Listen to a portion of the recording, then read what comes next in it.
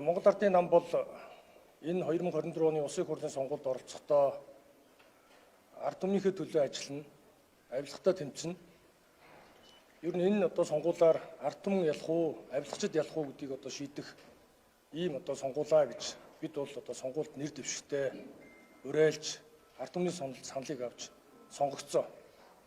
Тийм ч учраас төрийн эрх барьж байгаа Монгол Ардын нам бол шударга, ёс зүйтэй, хууль дүрмийг чанд хэрэгжүүлж ажиллах ёстой гэж бид үзэж байгаа.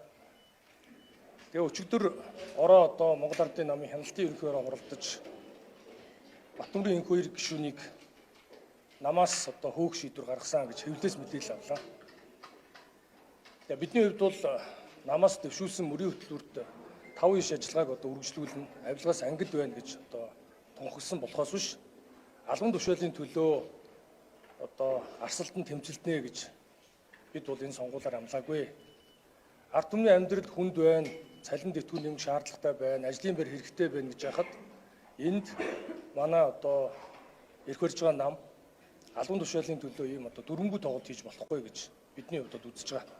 Тийм учраас энэ зүйл дээр улс төрийн ууган намын хувьд бол ухамсартай, хариуцлагатай хандах ёстой. Энэ шаардлагыг бид энэ намын гишүүнийхээ хувьд шаардаж байна.